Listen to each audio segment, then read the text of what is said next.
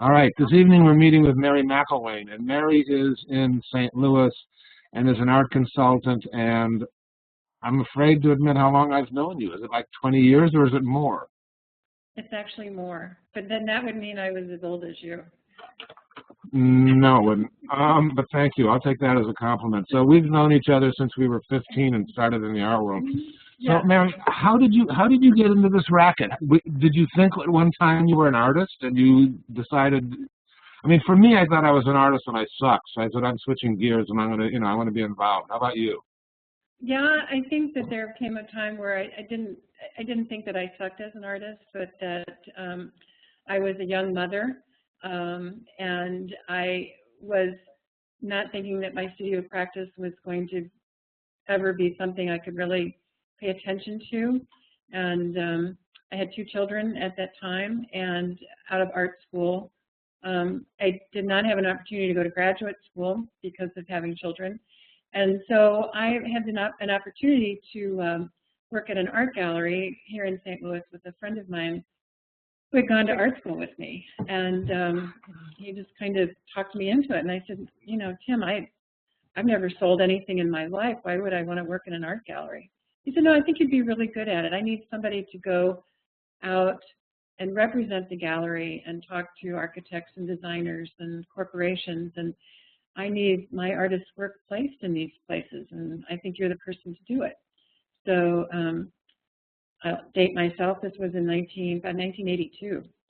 And so I worked in the gallery for a couple of years, and then was asked to join a pretty new art consulting business. One of the partners was Ronnie Greenberg from Greenberg Gallery here, who's a very prestigious gallery owner. So I worked with him and a couple of other people and helped set up this kind of beginning of the art consulting business in the early mid-'80s. And at that time, this was a pretty new thing.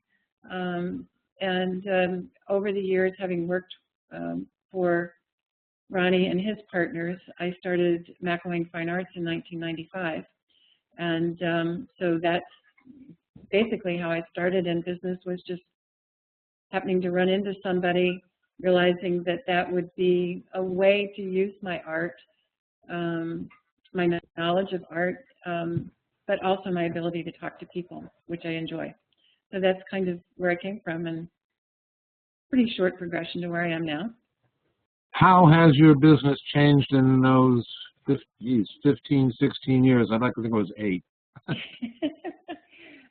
Paul, I think you'll agree with me, the biggest change is the internet. I think it's a big one. Can you quantify that, how it's changed your business? Well, for one thing, we don't work with slides anymore. Right. When somebody wants to show me work, it's a website, it's a small CD with everything on it, or it's just everything that's brought to me generally is over the internet. How about how you show it to your clients? Is that over the internet too, or how? Not so much. And I was listening a little bit to Inka's conversation about the last 20 or 30 minutes of it, and as she was talking about her website and explaining that she's been working on other things and it's not as up to date as she would like it. That happens to me as well, and I have a website that has never been set up, and so I have the ability to use my internet, or to use my website as marketing and a way to talk to clients, and I don't. My presentations are usually done face-to-face, but the presentation generally is in the form of an electronic presentation. Or I can sit with a client and we can look at websites, or we can have, our conversations generally can be internet-based. So if I'm talking to a client in New York and I want them to see something, I'll show them a range of things, and then we can pick what they want to go look at, and it shortens the time. in terms of having to go out and physically look at work. All right, that raises a whole lot of questions. Let's start with what kind of clients do you have now? Are they residential or corporate? Let's take the last few years as opposed to the last 5 minutes. The last few years, probably the last 10 years, my most significant client base has been professional firms, accounting firms, and law firms, with the bulk of those being law firms. I think with the downturn in the economy, and there have been a lot of changes kind of in the corporate art field, or who works in a corporate environment in terms of placing art. I just finished a project with international headquarters here in St. Louis, but that's been probably, I probably haven't had a real like corporate consulting position for 7 or 8 years. So it's been mostly law firms. And let's talk about the kind of art they do and don't like. Are there certain things you wouldn't ever put in a corporate situation? There are probably no-nos, and I think they'd be pretty obvious to anyone who's been in a corporate setting or in a law firm. Do you think? I mean, so you don't have much nudity, you don't have much political content. Do you? Is it political? I mean, I've done. Actually, I did an advertising agency in Kansas City, and we did use text-based works that were, some of them were a little more political than others, but yeah, generally political work isn't possible in a corporate setting. Nudity is definitely out, and even in working in a corporate environment, I had one occasion where we had a beautiful Romare Bearden print, and there was in a hallway, and I went back and it had been removed, and I asked, you know, what had happened, and there was an African-American woman whose office it was outside of, and she found it offensive to her as an African-American woman and had taken it down. You know, we dealt with that. I had another instance at a law firm in Kansas City where we hung a print of hung loose, and the diversity committee had a meeting over it. It stayed on the wall, but there was some discussion about that. And when I'm in client contact on a day-to-day basis, I can talk to people about it, but my business is pretty much going back, either setting up a collection and then going back periodically to do curatorial work on it, or to do new acquisitions, or to move things around. By and large, I'm going into settings that are going to be static once I leave. So I don't have the opportunity to talk about the art. As an artist, I really like to talk about art, and that's what I bring to my clients. When I'm presenting work, I can talk about an artist and seek to answer some of the questions, you know, why would this print be upsetting to this African-American woman? Because it depicts an African-American woman in a kitchen, which that's, you know, that's the way that the artist intended it to be. We can talk about that, but does the print stay up or not? Sometimes I don't have control over that. Is most of the art you place made in the last couple of years? I mean, so like the Bearden was probably 50 years old or more. Yeah, it wasn't that old, but it probably at that time was maybe 20 years old. Okay. Yeah. So, yeah, I mean, I deal somewhat in secondary market work. If it's particularly in the print field, you know, Rauschenberg, Lichtenstein, those kinds of more blue chip 20th century, late 20th century American artists. I deal primarily with American artists, and I deal primarily with living artists, and work, like you say, probably done more so in the last 15 years than in the last. How much of it's blue chip? How much of it is, you know, Stella, Lichtenstein, Nevelson, etc., or other? Well, I do a lot of work on paper for clients. In fact, there was an article online today in the Arts Digest talking about prints and how for the money, it's a good value if you're looking for name artists, to find an artist, particularly American artist, who may be coming out of that there are prints available of, because the printmaking has been so fantastic in this country. And so the people who've done it, the work is fantastic. So, you know, I'll buy at auction infrequently. I did more so probably in the 90s than I have in the last several years. And I think price points are important to my clients. We're not looking to spend $200,000 on one print or one painting even. So I'd say it's kind of, I mean, I was one of your clients, Paul, when you had the gallery. So you know the kind of work that Yep. that I'm mostly looking at. So how does it break down between prints and unique works that are coming from the gallery and unique works that are coming directly from the artist? What percentages are where?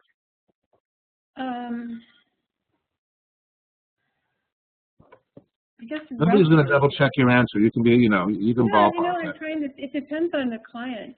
This project that I just finished, I think we only bought one piece from an individual artist. It was an artist here in St. Louis, and everything else was purchased through galleries representing the artist. What percentages do galleries usually give you, or do you usually get from an art gallery? It varies from 10 to 25%. And typically art consultants like yourself either get a discount on the artwork and the gallery pays you the discount, right? And the client pays the gallery retail. That's not how I operate. Or you pass on the discount and you get an hourly fee from the client. Is that how you do it? And that's how I do it. I think. But you can't do both. I mean, doing both is sort of like lacks scruples. That lacks a lot of scruples, and one of the things that I pride myself in my business is that I'm transparent both to the gallery and the artists and the print publishers and my clients. The invoices. I prefer my clients to pay directly for the artwork being purchased from the gallery or the artist or whomever. A lot of times that's too much bookkeeping for them, so I generate the invoices. But any discounts that I get are passed on to my client. It's not a widely practiced way of doing work, and I think was Lisa Austin part of this go-around? Yeah. No, so, this was a different course. A different course. Because Lisa also is a member of the Association of Professional Art Advisors. And I've been on that board off and on for, over 10 years. And we're a standards organization for art advisors. Back when I started in the 80s, there wasn't any consistent way of how you were going to get paid or how you were going to ask to be paid. And over the course of the last 25 years, that has been refined, and there are people who are art consultants who actually represent artists, and then there are art consultants / advisors who represent clients, and I'm in the category of representing clients. So I'm hired to do an entire project. I'm given a budget. I'm told to buy either 4 pieces or 40 or 400, and then my job is to take that money and spend it judiciously on behalf of my client, and to make sure they get the best work that their money can buy. And if it's a $500 photograph by a local photographer, or if it's a $100,000 painting from a gallery, my job is to make sure the quality of that work is as high as it can possibly be, and that it fits into the corporate idea of how they identify their business or their space or what they want their employees or their clients to experience when they come to that facility or that office. Do you take care of the installation and the framing and those kinds of issues? Yes. Yeah, all of that is, I'm a full-service art advisor. You know, some jobs really, somebody will call and say, you know, I've got, I'm doing this project for this hotel and I need 4 pieces for the lobby. And, you know, I can knock that out in a couple of weeks and that's done. So that's like one end of what I do project-wise. The other one, I have a law firm in Kansas City for whom I've been the art advisor for 10 years. And we buy art every year for various offices throughout the country. And now we're consolidating one office in Kansas City. They're moving to a new building. And so my job is to look at the 300 plus objects that we have in that collection and recite them in the new building, and then buy additional work to fill out the various spaces in this new building. So that's one of the projects I'm working on right now. So that gives you kind of the range of work that I do. I like working with clients long term, and several of my law firms come back to me, you know, every couple of years when they're consolidating or adding a new office or something. And then I've already worked with the collection, and I know it, and I can work further on it. Do you work with living artists like the people in this class? I mean, I guess what I mean is unrepresented living artists. Oh yeah, definitely. I mean, there's always, yeah, you know, I was talking about keeping slides, how we used to keep slides. I used to have files out the wazoo of artists and files and and now I kind of have a mental filing system where if I don't know the artist that I want, I know generally where I'm going to find that artist. You know, I need landscape photography of Wyoming. Okay. I did a project for the Federal Reserve Bank in Kansas City. I did their collection, and they represent, that's the 10th district, and that's an 8-state district, and all the art had to come from those 8 states. So I will work with museum curators in some of the smaller areas who will know kind of the local artists and who have seen work. You know, I heard you mentioning before about curators looking at artist work. I think in some of the smaller communities, there's more of that generosity on the curator's part to be abreast of what's going on in their communities in terms of the art. I'm not sure that artists or that curators from the Kansas City Art Institute or here in St. Louis from the St. Louis Art Museum are going to go to individual artist studios. But I'm kind of digressing a little bit. But yeah, I do work with individual artists whom I've known either for a really long time or whose work I see in passing or in a group show, or there's an artist, Art St. Louis here in St. Louis. There's the Artist Coalition in Kansas City. There's an artist group in Chicago. In fact, there's several. And a lot of these groups maintain artist registries. So do you look through those? That's a very time-consuming endeavor. It sure is, because a lot of the quality is, I mean, there's a lot of not such good stuff there. There really is. I do, you know, I listen to recommendations by other artists. Do people send you stuff directly? I mean, images? People send me their links. You know, because I'm on the association's, we have the Association of Professional Art Advisors. I think it's artadvisors.org. I can't remember. I was going to look that up for you before getting online. I've got it. Don't worry about it. Yeah.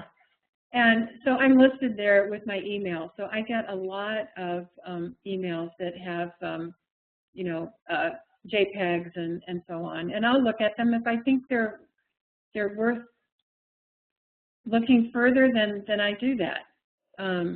Yeah, this is our organization, and actually it's a great website to learn about what a real art advisor does. I think, and one of the things that kind of truthfully bothers me about the field of art advising and art consulting is that while I am very honest and I am straightforward with both the artist and my clients, in a lot of cases, people say that they're art advisors and art consultants, and they're worse than a bad art dealer. I mean, they really screw things up. I tell artists to be wary of the art consultants who want to represent them unless they are reputable. And I think as an artist, you're entitled to get references from anyone who says that they want to work with you, whether it's someone like me.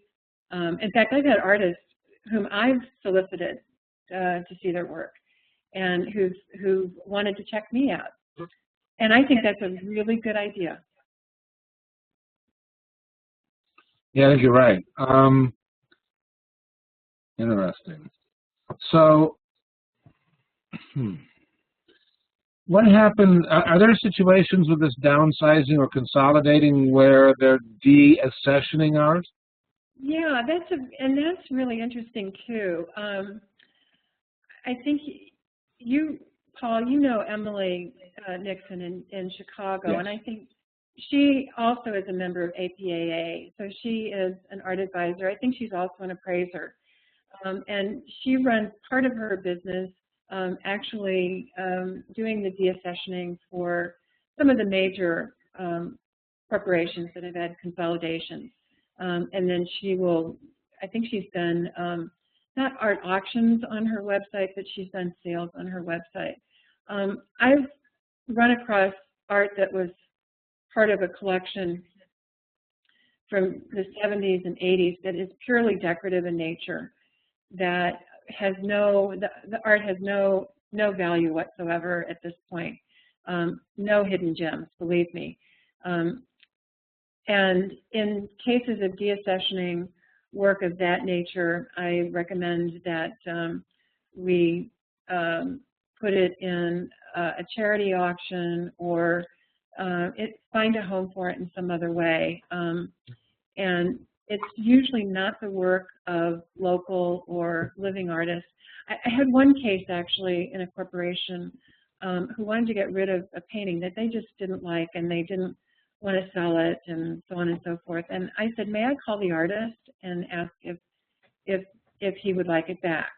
And they were very accepting of that idea. They said, well, we don't want to offend the artist, but no, it doesn't really, it was a nice painting, but it didn't fit with what they wanted in their office at that point. So I will do that. I'll do whatever it takes to take what somebody doesn't want and find a home for it. Sounds like you're doing this with a lot of integrity. I think that's a really good thing. Yeah, I think my mom would be really proud of me. Good. That's a good guide. I mean, it's just who I am. And there are really good art advisors in this business. I guess there'd been something very recently about this new law in New York that they passed about when art dealers go south on their artists and they don't get paid, and now they can take them to court. That was a lot of that was derived from the Larry Salander case. And Paul, you're probably familiar with that, right? The Salander. I knew him. I was on a panel with him at least once, and I thought he was fabulous and brilliant and wonderful. And then he just was fabulous and brilliant and wonderful, but he was a screw up, and he got it. And then he didn't pay his artists, and he didn't pay the estate. And Earl Davis was a friend of mine, and his dad was Stuart Davis. And Earl was party to all of this that came about. But I guess what I'm getting at is that in your business, when you had a gallery, you could run it the way you were going to run it, which is by the books and honest and true and have a good reputation. Or you could be a real bad actor like Larry Salander ended up being. And there are other people in the business. The same with my business. I mean, there are people that, the word art consultant can be synonymous with the ladies who lunch. You print a business card and and you're an art consultant, you know, because your husband needs art in his office. I've stuck through this business since the mid-'80s, and I've had some moderate success, and I really love what I do. And one of the things we haven't talked about is commissioning artists to do specific work. Let's talk about it. Yeah, because that... And then let's let these guys ask some questions. You guys start formulating. Okay. So, yeah, it's already, it's getting kind of late. So one of the things that I enjoy the most in my career is bringing artists together with corporations or businesses by commissioning the artist to do work. And that's a special skill set that takes understanding of what the artist is capable of. If there's no track record, you know, say a client wants a 40-foot-long painting, and you have an artist who's done a 10-foot-long painting but not a 40-foot-long painting, I'm the person who has to find somebody who can either do that, or both the client and the artist have to trust me that I'm going to bring this to fruition by working with the artist. And I won't go into it. I really do like working on commissions. It's a very satisfying part of my business. So if you want to let people start asking me questions, You guys raise your hands. I love doing that when I did one huge art consulting job. It was a 4-year job for McCormick Place West, and everything ended up being commissioned, and everything was site specific.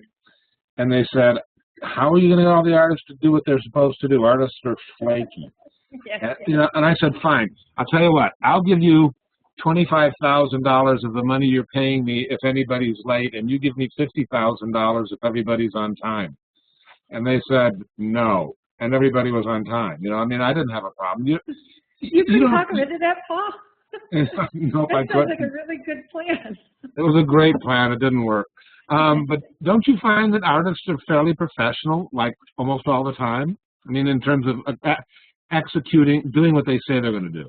Yes, I find that artists are overly conscientious for the most part, and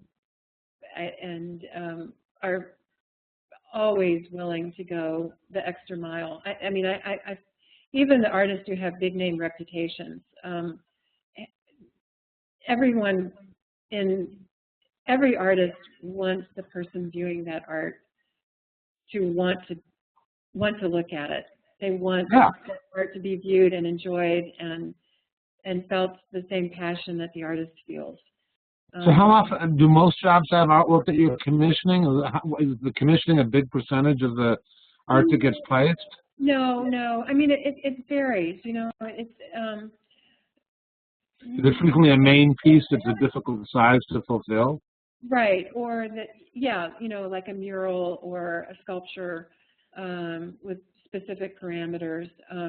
For the Federal Reserve Bank in Kansas City, we had, I was an art director for some of that because they were very narratively inclined, so that the work had to tell, we were telling lots of stories with the art about the bank and about the 10th district and about banking in general. So I had to find artists who could almost take art direction from me in more of a commercial sense. So, did you go along on the delivery for that install? Pardon me? Did you go on the delivery when you went to the Kansas City Federal Reserve Bank? Sure. I remember in Chicago delivering a painting in a truck to the Federal Reserve Bank in Chicago, and we had to drive the truck off the street directly into an elevator. Yeah, and the gates closed down on both sides of you. The gates closed down, and then you went down into the basement, and you drove the truck out of the basement, and then your truck was sort of sequestered, and you took the art to where it was supposed to go. Right. It was like freaky. I mean, the security. I couldn't have left with any gold, though I really wanted to. I didn't even see any. But you wouldn't have seen any gold. So you had a similar situation, huh? Oh, yeah. The installation costs were quite high because it took so long to get into the place and get everything unloaded. Yeah. Yeah, exactly. Chalda, you have a question. Go ahead, Chalda. Hi, Mary. Hi. I'm wondering, we as artists, can you give us an idea of how we can evaluate our own work and decide whether it's appropriate to approach a consultant or advisor. It's easier to do with a gallery because you can go in, you can look at the gallery and say, my work would fit in here or yeah, so that's I'm wondering if you, sorry. Yeah, that's a really good question because most art advisors are, I wouldn't say secretive, but they, I have to protect my clients and I can't go, saying what the budget was or, I have to be very protective and very careful about what I disseminate in terms of information about a specific client. Kind of in general terms, if your work is acceptable by a gallery, then it's acceptable by an art advisor because galleries are vetting work that they know that well, first of all, the quality of the work is going to be high because galleries can't represent everyone who walks in the door. Working with a consultant, working with me, I will say this, working with me, the range of work is very different. I have clients who have no representational work whatsoever in their offices and buildings. And I have clients like the Federal Reserve whom I think we had one abstract work in the entire collection. So very specific about this kind of narrative content.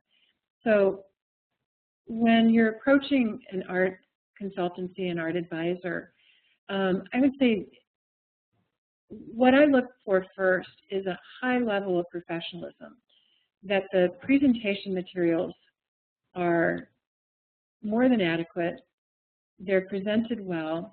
It's like applying for a job. People get resumes that they toss because they're not done correctly.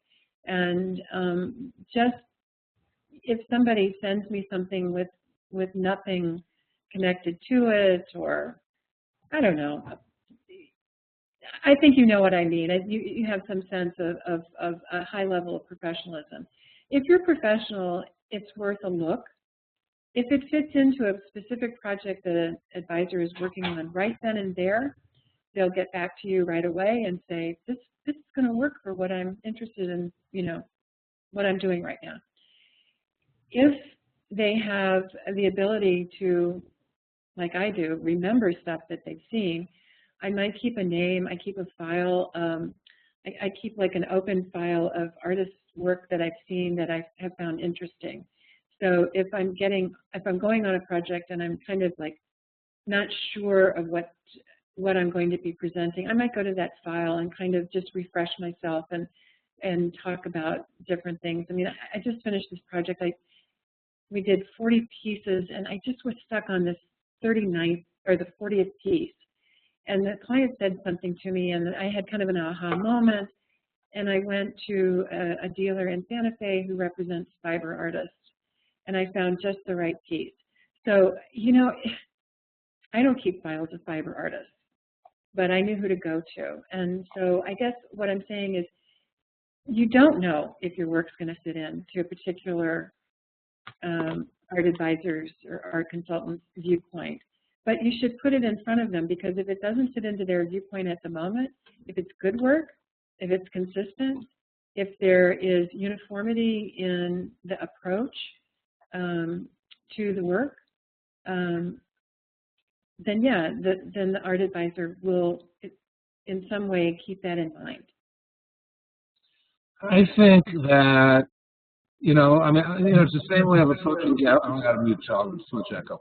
I think it's similar to approaching galleries. It's still, though, that you need to do your research. And I think it's difficult to pursue relationships simultaneously with more than 6 galleries or 6 art consultants.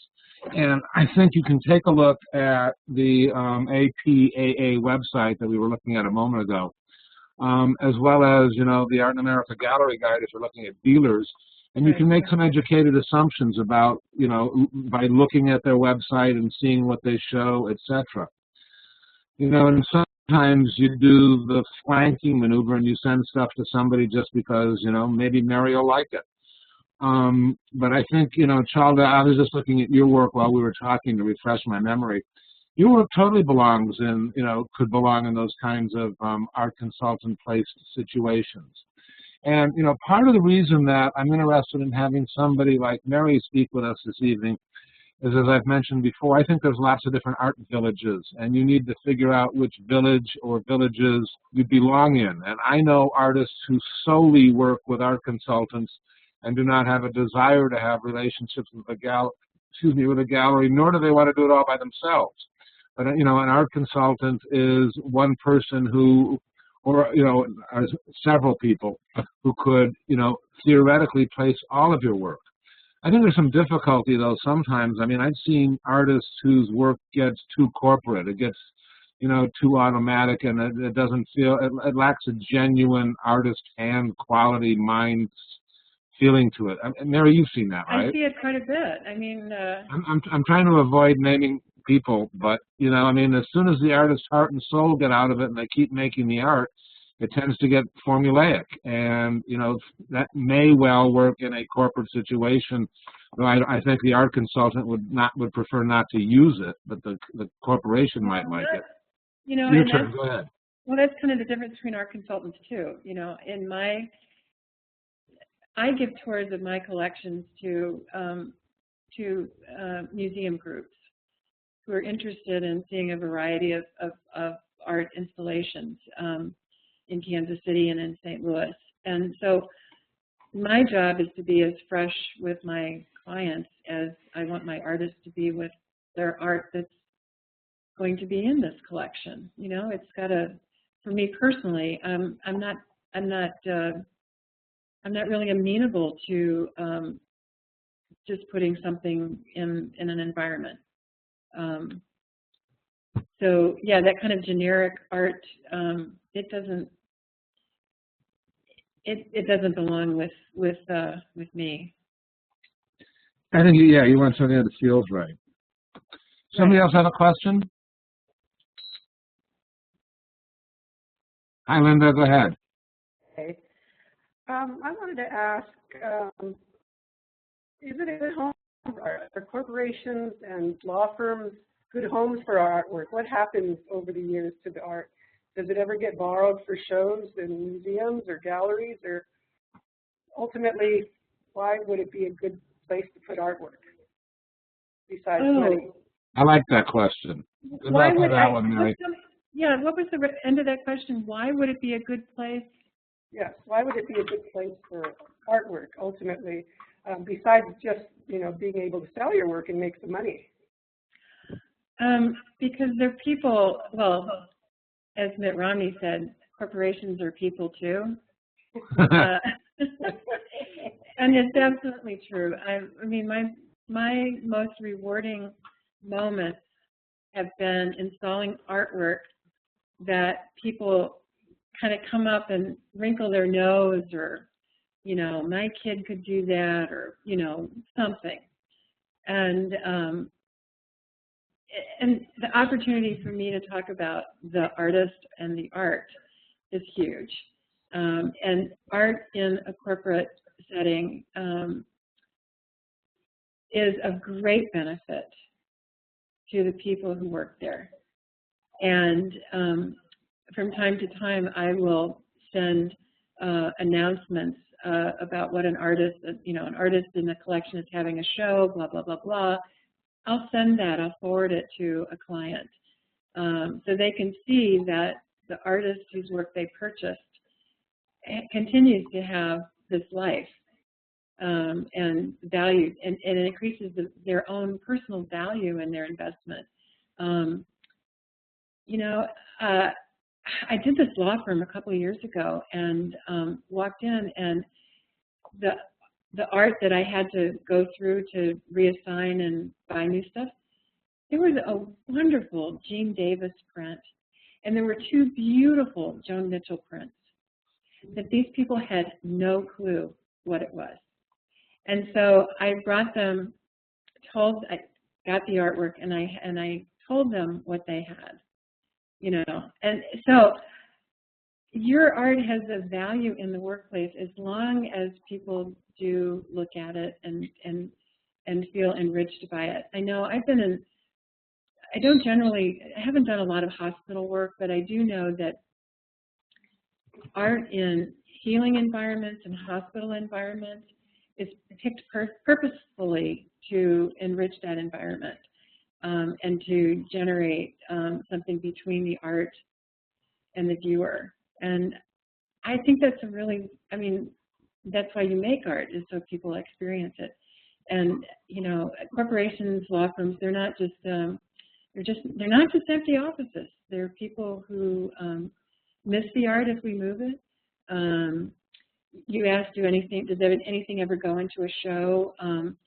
There have been things, you know, I can count on probably one hand anything that an artist has asked for an exhibition. And none of the work, I would say, is of the prestigious museum level, but I've had artists whose work has been taken out for various shows at like the Contemporary Museum here in St. Louis. So there are opportunities for that. But I'm kind of rambling here. Art has a value in the workplace that you may miss if you don't work in a workplace. But as someone who deals with art in the workplace, it's my job to let people know what it is that they have and to help them learn how to value it. You know, I think frequently, I mean, it's sort of like, Linda, that, you know, if you sell work to a collector, it might just be totally out of circulation. If you're selling work to a corporation, it's got a fair number of eyeballs. And there are situations, probably too many, where corporations are lending their work to a museum. So, I mean, I was at the Museum of Modern Art last spring, I think it was, and they had the UBS collection, or parts of it, on exhibit there, which, I don't know, I'm not sure how ethical that is, but it sure is nice if your work is part of that collection that shows up at a museum. You know, and also it can become a fairly significant asset of that place. You know, and sometimes there's a lot of pride. And Mary, you probably prepare notebooks for your clients often, yes, right? I do like brochures. This project that I'm currently working on, we want to have all the artwork on an intranet, so that when we reinstall everything, and we have labels on everything: the artist, the nationality, birth date, the title of the artwork, the media, and that is part of every project that I do. I think these things can frequently play into augmenting your career. You know, I mean, let's take an airport, for example, of commissioned art that's at the airport. It's probably of, significant scale. You know, a whole lot of people see it. And a whole lot of people don't see it, but, you know, those people you're never going to persuade anyway. So my basic opinion is that it's worth pursuing. Linda, do you have any more you want to ask? No, I think that was really a good answer. And I think things are changing in that art is becoming more, it's being introduced into the public arena in different ways. And another life that's developing that I think is important to take notice of. Yeah. I agree. I just got the hiccups. I apologize. Okay, Linda, thank you. Lynn, your turn. Go ahead. Hi. My question is, when you're suggesting a piece of art by a contemporary artist, how interested is the client or the corporation interested in it, the art as a purely visual, from purely visual aspect, or as investment? For example, maybe they see something they love, but you know, they're not sure that the work is going to gain in value. Is that important to them, or does it have to be both? I will speak for my clients. My budgets are not enormous. I think I said that at the outset, you know, 500 to, you know, if it's a major sculpture, it's $500,000. But for a single piece of artwork, generally not more than $20,000 to $40,000. So that being said, I would never tell an you know, if anyone says, is this going to increase in value, I blanket tell them no, that having the work as part of the collection brings meaning to the people who are in that office, who are clients who come to that office, that are meaningful to the people who own that corporation or that law firm, but that investment quality, investment level work is generally not what I'm doing. I don't pretend to link the future value of a piece of art to the purchase of it. And the opening of your question was, is it purely visual? Yes, because that's what a work environment is. It's to generate an environment in which people can work and think and talk. So generally, it needs to be thought-provoking is good. Antagonistic is not good. Well done is good, and there are degrees of that. So it's different from having art in your home. And I do not have a lot of private clients. I have like one or two at any one point in time, and it's more. It's very different from working with corporations. Did that answer your question? Hold on, and mute Lynn. Go ahead, Lynn. Yes, thank you. Cool. All right, Laura, your turn. Okay, I think I finally got that echo thing figured out. Thanks for meeting with us. So I sort of had a question, and I don't know if it's really going to make a lot of sense, but I was sort of interested in, like, I mean, artists have like a network or a group of people that they sort of like go to and talk to and to sort of figure things out in terms of what they're looking for. You know, group of colleagues. How does that work for you? Like, do you mostly, like, if you're trying to figure something out, do you go to other art advisors, or do you head? You know, I've never really, you know, talked to anyone in your field before, so I'm just sort of interested in how that works for you. Sure, that's a really good question. APAA is a standards organization, and we do meetings. We have an annual meeting, and we do trips, and and it's all art-centered. And over the last probably 10 years with that organization, we've also become more colleague-centric than individual-centric. So our executive director is very good about, if there's a question like, I need an art installer in Chicago, she'll post a question, and we'll give, you know, I'll give a couple of names, somebody else will. So we work in that way, and then when we get together, we definitely talk about our projects and what we're doing. If I have a project in San Francisco, actually I'm going to be having a project in LA, and I have a colleague art advisor in LA, and so I will be calling her and asking her about specific galleries and or artists she thinks I should visit when I tell her a little bit about this project. And I'd like to think that people in my industry do kind of do that, but there are not a lot of people who do specifically what I do. I'm the only art advisor like this in St. Louis, Kansas City. There are a couple in Chicago. You know, you can kind of look through the APA list who work at the kind of level I do. There are other art advisors, and if you have specific questions about should I approach this particular art advisor, you can email me. If I have any kind of an inkling about the prestige or the business practices about somebody, I'd be happy to share that with you. It's true, art advisors, I mean, they're kind of hard to nail down. It's the, otherwise, you know, I mean, there's this feeling, and this used to happen when I had a more public presence.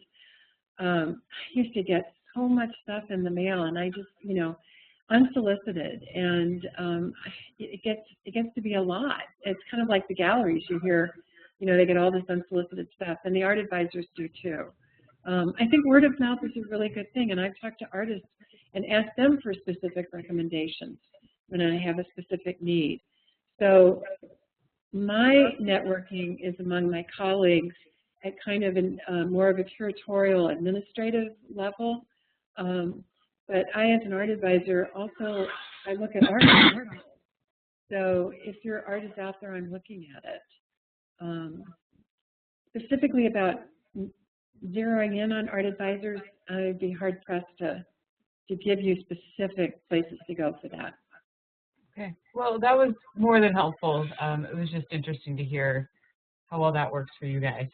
Oh yeah, we're all buddies. I mean, I would say even 15 years ago, there was like this contentious, not contentious, but a very competitive kind of quality to art advisors and art consultants that the maturing of our industry has enabled us to be much more lethal.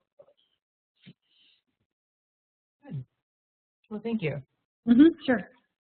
You know, I'm reminded of a funny story that happened 2 years ago. My next door neighbor is an architect, and he called me up, and he was working on remodeling a bank in Madison, Wisconsin, where somebody had bought half the bank and they were subdividing it or something. And he said, we've got these 5 paintings here by an artist named Valerio Adame. And I'm pulling one up here so you can see what it looks like. And they said that the paintings were about 20 feet high by 12 feet wide, and it was essentially a mural. And so it was like 5 paintings that was, you know, it was huge. And they said that somebody in a forklift had driven through one of the paintings, you know, to get to the other side, and they didn't think they were very valuable. And they said, you know, but these might be something. Maybe we should have these paintings, you know, I should get these paintings remade. You know, and I'm sure I can find, he said, I'm sure I can find somebody to do that. And I said, stop. Each of these paintings for which somebody probably paid next to nothing are worth about $100,000 a piece, so that the total of them is well over $500,000. And the architects were like, oh my God, I am so glad I called you. I said, you know, you need a decent restorer to take care of these things. He said, you know, some of them have got construction glue on them and things like that. I said, no, you cannot repaint these with a roller. You got to do this the right way. You know, let me find you a conservator. So, you know, ultimately they got all of these things conserved, and they, you know, but the conservation bill was over $100,000 for fixing the paintings that had been sort of hurt by just general construction on top of them or driving through them and stuff like that. So that, I think it's nice, Mary, that you get to have these ongoing relationships. I'm supposing that this thing with Valerio Adame was 25 or 30 years after they commissioned the work. He's still alive. But it's nice when you can maintain these relationships and have the follow-up. I'm sort of alluding to Linda's question about, is a corporation a good place to show? I think part of the answer is, if the art consultant is on top of his or her game on an ongoing basis, and the corporation continues to engage them in some dialogue, yes, then it's a good place. In our nation, feel that Pakistan is. Wait a minute. We should just walk. I just stopped the debate on somehow. Hold on. To the region of the world and to us. Go away, debate. Okay, good. Okay, sorry about that. Maybe it's a clue that we want to do that. Does anybody else have a question? Or we could go watch the debates, I suppose. I wouldn't mind. We have a question. Yes, Linda, go ahead. One more question. Sure. What does an art consultant actually do? I've been to a couple over the years and found myself paying a high fee for something that seemed not very useful in the end. Oh, well, let me ask you a question. Did the art consultant say that they were going to represent you? No, it was sort of just a talk and looking at my work, looking at my website, and giving me a few tips, and I was on my way. And they charged you to do that? Charged me to do that. I think that's not so much an art consultant as it's somebody like me who's an art mentor or an art coach. You know, and maybe you could throw the name art consultant on that, but that's a totally different kind of function than the one Mary's doing, I know. Correct, Mary? Yeah, I don't perform that function at all. And it's, you know, I mean, you were talking about how I get paid and stuff, and that whole idea of double dipping, you know, getting, you know, like, as an artist, if the art consultant says, you know, I'm going to sell your painting and it's valued at $5,000. And the consultant says, you know, I'm going to sell it for you. I'm going to sell it for $5,000, and I'm going to keep $3,000. Or, you know, I mean, they try to get your work for nothing, or they tell you they're going to sell it. It'd be very wary. I think, I mean, I already said this. If you want to get into a relationship with an art advisor, be aware of how they work, how they're paid, that they're not getting a commission from you and then also being paid by the client. You know, that double dipping. To me, that's not ethical. I don't work that way. How about this one, Mary, that I hear too often? You know, let me ask a preparatory question first. You said you get 10 to 25% when you're working with a gallery. What do you normally get when you're working directly with an artist without a gallery involved? Well, then I get more, yeah, because the artist doesn't have to pay a commission to the gallery. Then it's 25 to, you know, 35. Yeah, it's more. And in some cases, you know, like I've had artists who just flat up given it to me for 50%. You know, you know, if I'm doing all the work, it's a negotiation. I feel like the artists have some leeway with me, and but it's always kind of a percentage, right? It's generally a percentage, or it's a net. It's kind of a net. You know, it's like if I'm doing. You know, there's a thing that sort of bothers me, and I don't know how I want your opinion, and I don't know. I've heard art consultants say, you artists, tell me how much you want for this painting, and I'll sell it for what I want. And yeah, that one bugs me. You know, so like sometimes the person will say, well, your painting's $5,000, and I want a 40% discount, so I'll pay you $3,000. And then I'm not going to tell you who I sell it to. I'm not going to tell you how much I sell it for. I'm just going to sell it. And you know, I don't know if it's going for 15 or 20 or what. And I think that's, I don't know if that's disallowed by the ethics of your organization, but I think it should be.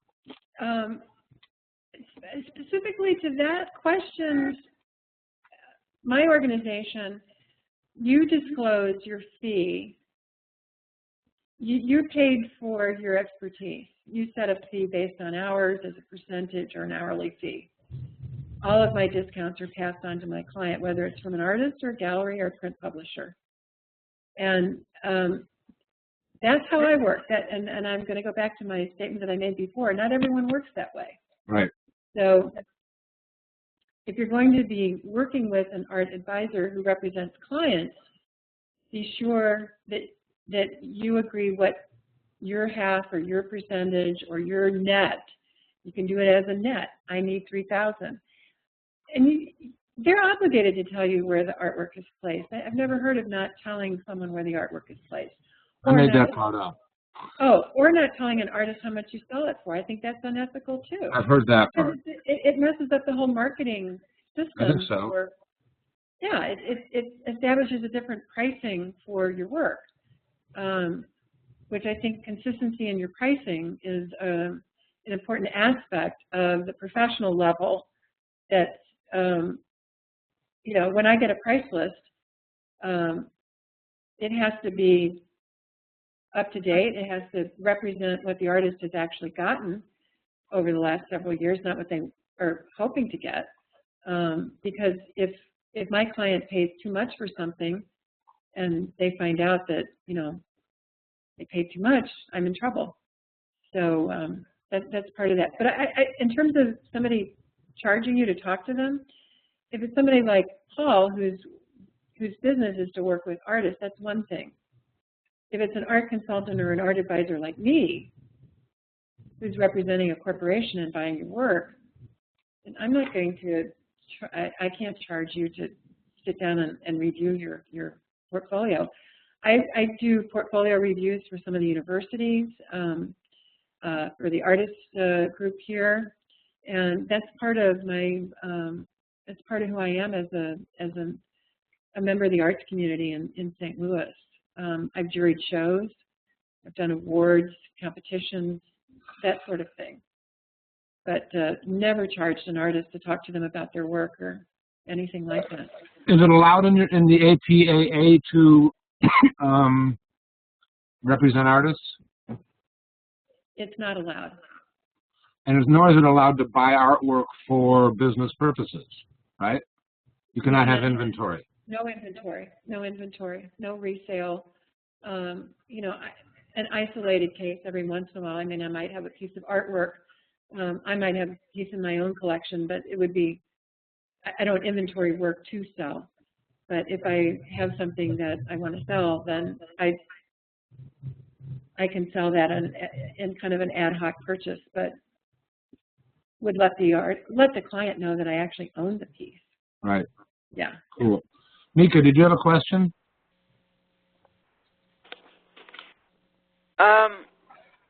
I was going to ask if she is mainly based in the Midwest, but she kind of answered with the San Francisco and LA rep. But Mary, you're mostly in the Midwest. You're mostly in the St. Louis, Kansas City. It's not like St. Louis and Kansas City are all that close together. Yeah, we are in Missouri. Yeah. And we're losing badly right now.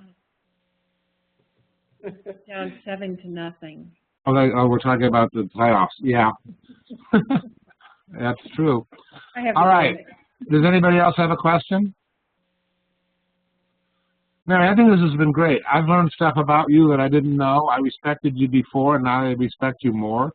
You know, it's nice to know that you have all these exemplary scruples and that you're doing such a good and thorough job.